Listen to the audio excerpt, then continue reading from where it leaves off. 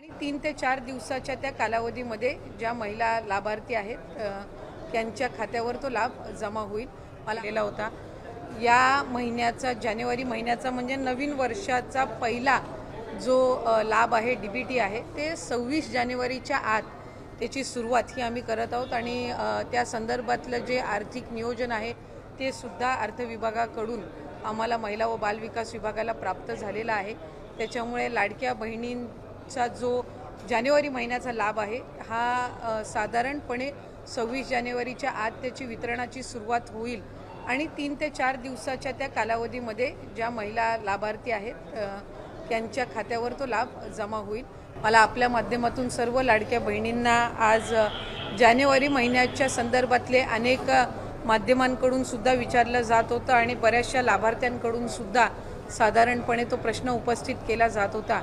त्यामुळे दर महिन्याला आपण महिना संपायच्या आत तो लाभ त्यांच्या अकाउंटला देत असतो. त्यामुळे या महिन्यामध्ये सुद्धा तो लाभ जो आहे तो 26 जानेवारीच्या आत त्याची वितरणाची सुरुवात ही माननीय मुख्यमंत्री देवेंद्रजी फडणवीस साहेब, उपमुख्यमंत्री एकनाथजी शिंदे साहेब आणि उपमुख्यमंत्री अजितदादा यांच्या सूचनेनुसार आम्ही करत आहोत.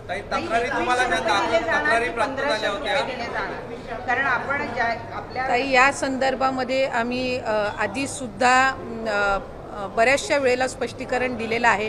राज्याचे मुख्यमंत्री देवेंद्र फडणवीस साहेबांनी दिलेलं आहे, दोन्ही उपमुख्यमंत्री महोदयांनी दिलेलं आहे की नवीन अर्थसंकल्प किंवा त्याच्या पुढच्या कालावधीमध्ये या संदर्भातला सकारात्मक विचार जो आहे तो करण्यात येईल. त्याच्यामुळे सध्याच्या या महिन्याच्या याच्यामध्ये 1500चा लाभ जो चालू आहे तो आपण त्यांच्या खात्यामध्ये वितरित करत आहोत.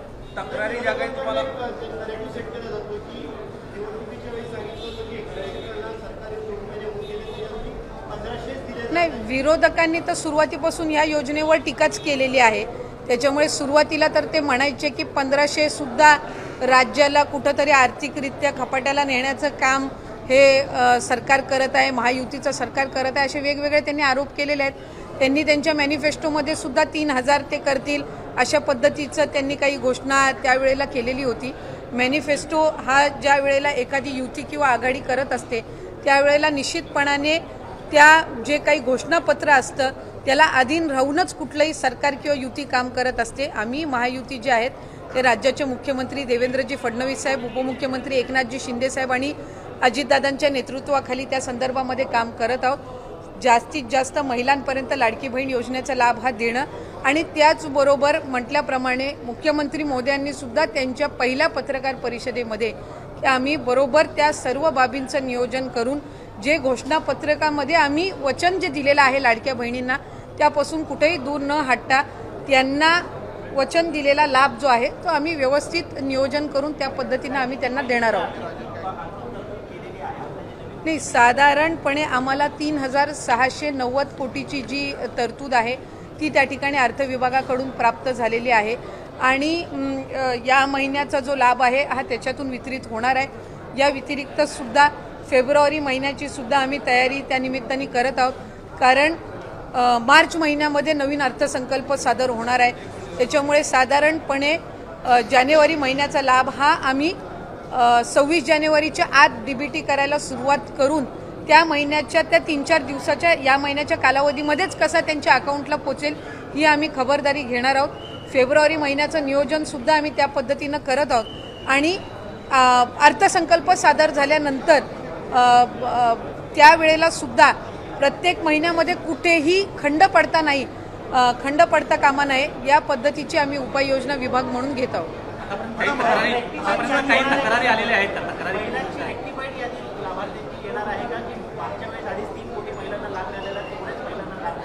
साधारणपणे आमच्याकडे गेल्या डिसेंबर महिन्यामध्ये जो लाभ आपण दिला तो 2,43 का 2,47 सुमारे तितक्या लाडक्या बहिणींपर्यंत तो लाभ पोहोचला होता. काही तक्रारी आमच्याकडे प्राप्त झाल्या, काहींनी स्वतःहून सुद्धा त्यांचा जो लाभ आहे त्यांना उत्पन्नामध्ये वाढ झाली आहे किंवा कुठे ड्युप्लिकेशन झालेलं आहे, त्यांनी दुबार भरलेला आहे किंवा एका योजनेचा लाभ घेतलेला आहे ते त्यांना 2-3 महिन्याच्या कालावधीमध्ये जाणवलेला आहे. कारण बऱ्याचशा वेळेला जो या योजनेचा लाभ आहे तो 3 महिन्याचा एकत्र सुद्धा आम्ही वितरित केलेला आहे दिवाळीच्या पार्श्वभूमीवर. त्याच्यामुळे त्यावेळेला त्यांच्या लक्षात आलेलं आहे. त्यामुळे साधारणपणे जे ड्युप्लिकेशन झालेले आहेत, ज्यांनी वेगवेगळ्या योजनांसहित या योजनेचा लाभ घेतलेला आहे तसे असतील किंवा 2 वेळा अर्ज भरलेले असतील किंवा एखाद्या ह्याचा लाभ घेतलेला असेल तर असे साधारणपणे जे आहेत ते कमी होतील। त्यामुळे फार काही त्याच्यामध्ये लाभार्थ्यांच्या संख्येमध्ये फार काही फरक हा पडणार नाही। स्वइच्छेने आणि अशा काही क्रॉस व्हेरिफिकेशनमध्ये किंवा खालून स्थानिक प्रशासनामधनं ज्या तक्रारी आलेल्या आहेत त्यातून जी काही थोडीफार कमी होतील ते, आणि इतर जी क्रॉस व्हेरिफिकेशन आहे ज्यांचं उत्पन्नाचं आणि इतर दाखले अजून सबमिट झालेले नाही आहेत हे ग्रॅज्युअली होत राहील।